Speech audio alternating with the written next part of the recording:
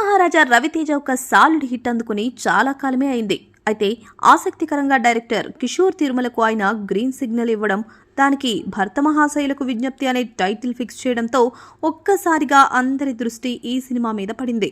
డింపుల్ హయాతి, ఆసికా రంగనాథ్ హీరోయిన్లుగా నటించిన ఈ సినిమాని దసరా నిర్మాత సుధాకర్ చెరుకూరి ప్రతిష్టాత్మకంగా నిర్మించారు.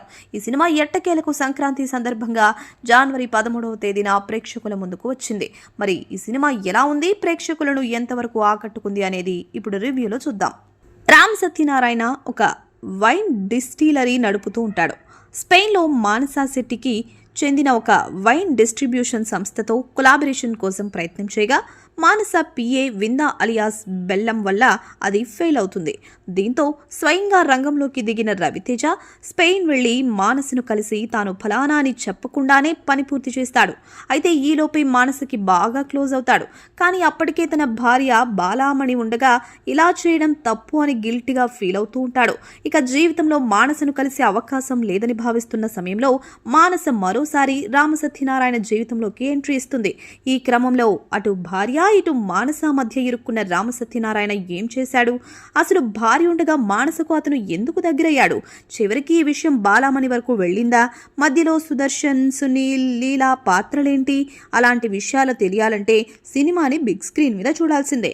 నిజానికి ఈ సినిమాలో చెప్పుకోవడానికి పెద్దగా కథే లేదు. ఇద్దరు భామల మధ్య ఇరుక్కున్న ఓ భర్త ఆ ఇరకాటం నుంచి ఎలా బయటపడ్డాడు అనే చాలా చిన్న లైన్ ఆధారంగా చేసుకుని సినిమా మొత్తం నడిపించారు. కథగా చెప్పుకోవడానికి ఏమీ లేకపోయినా వన్ లైనర్స్, కమెడియన్లతో పూర్తిగా బండి నడిపించాడు దర్శకుడు కిషోర్ తిరుమల. ముఖ్యంగా ఫస్ట్ హాఫ్లో సత్య కామెడీ, రవితేజ, ఆసికా రంగనాథ్, డింపుల్ హయాతి సహా సునీల్ పాత్రతో పాటు వెన్నెల కిషోర్ పాత్రతో చేయించిన కామెడీ వర్కౌట్ అయింది. సెకండ్ హాఫ్ విషయానికి వస్తే కామెడీ పర్వాలేదు, కానీ ఫస్ట్ హాఫ్తో పోలిస్తే డోస్ బాగా తగ్గింది.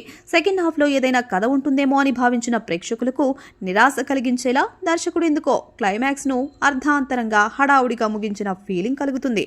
అయితే సినిమా మొత్తానికి ప్రధానమైన assets trending meme content. Social media follow అయ్యే వారికి బాగా కనెక్ట్ అయ్యేలా ఉన్న చాలా జోక్స్ వాడుకున్నారు. సినిమా మొత్తానికి అది ఒక రకమైన ప్లస్ పాయింట్ అనే చెప్పాలి. ఫస్ట్ హాఫ్తో పాటు సెకండ్ హాఫ్లో చాలా చోట్ల కామెడీ వర్కౌట్ అయింది. కానీ సినిమాలో ఎమోషన్స్ కానీ, డెప్త్ ఫీల్ అయ్యే కథ కానీ ఏమీ లేదు. ఆ విషయంలో కూడా కేర్ తీసుకునుంటే రిజల్ట్ మరింత బ్రైట్గా ఉండేదని చెప్పక తప్పదు. రామ సత్యనారాయణ అనే పాత్రలో రవితేజకి ఇలాంటి పాత్రలు కొత్తేమీ కాదు, కొట్టిన పిండే. ఆ పాత్రలో రవితేజ అద్భుతంగా నటించారు. ఇక హీరోయిన్ల విషయానికి వస్తే అందాల ఆరబోత విషయంలో ఏమాత్రం హద్దులు పెట్టుకోలేదేమో అనిపించింది. డింపుల్ హయాతి డ్యాన్స్ ఎర్రగ్గా తీసింది. అలాగే నటన విషయంలో కూడా ఇంప్రూవ్ అయిందని చెప్పాలి. వెన్నెల కిషోర్, సత్య, సునీల్ కామెడీ ట్రాక్స్ అన్నీ బాగా వర్కౌట్ అయ్యాయి. ఇక మిగిలిన పాత్రధారులు అందరూ తమ పాత్రల పరిధి మేరకు నటించారు. టెక్నికల్ టీం విషయానికి వస్తే ఈ సినిమా సాంగ్స్ అన్ని బాగా వర్కౌట్ అయ్యాయి. భీమ్స్ సంగీతంతో పాటు నేపథ్య సంగీతం కూడా సినిమాకి ప్రధానమైన అసెట్. మరో ఆసక్తికరమైన విషయం ఏంటంటే సినిమాటోగ్రఫీ కూడా బాగా వర్కౌట్ అయింది.